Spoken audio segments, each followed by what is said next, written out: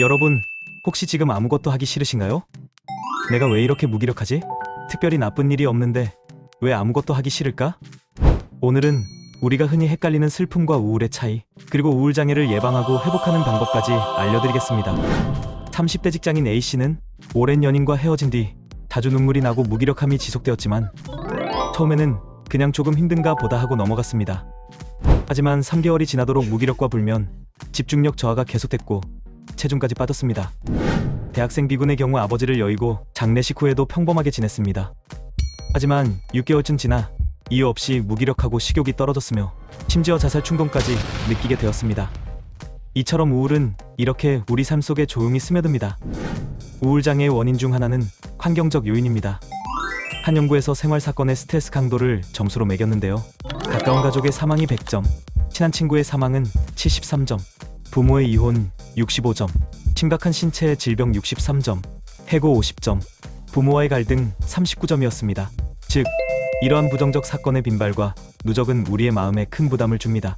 요즘 현대인들도 특별한 큰일이 없더라도 이유 없이 무기력함, 일상에 대한 흥미 상실, 가만히 있어도 피곤함, 사소한 일에도 눈물이나 짜증이 나는 등을 경험하면서 한 번쯤 나 혹시 우울증인가? 의심해보기도 합니다. 슬픔과 우울은 분명 다릅니다.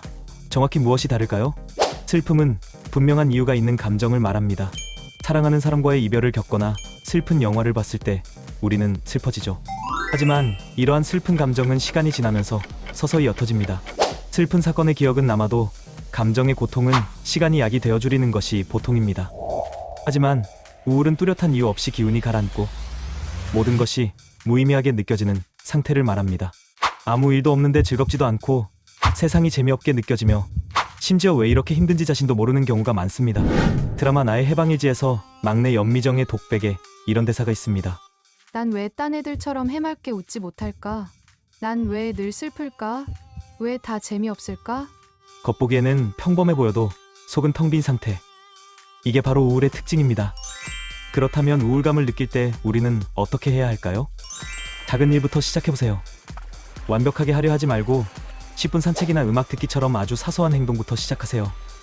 규칙적 운동을 주 3회 30분 이상 해보세요. 뛰는 운동은 뇌의 엔도핀 분비를 촉진시킵니다. 일정한 수면, 식사 패턴을 유지하세요. 햇볕을 자주 쬐면 세로토닌 분비가 늘어납니다. 부정적인 생각이 들 때 심호흡, 물 마시기로 부정적인 생각의 흐름을 끊어보세요. 술은 잠깐 기분을 나아지게 하지만 이후 우울감을 심화시키는 주범입니다. 우울할 땐 술자리를 피하세요. 마지막으로 가족, 친구, 전문가와 대화를 하셔야 합니다. 말하는 순간 이미 회복의 절반은 시작된 것이며 대화는 가장 확실한 치료 방법입니다. 우울은 절대 당신의 잘못이 아닙니다. 회복은 오늘부터 아주 작은 것에서 시작됩니다. 당신은 혼자가 아닙니다. 마음이 힘들 땐 언제든지 댓글 남겨주세요. 저는 성실껏 답변드리며 끝까지 함께하겠습니다.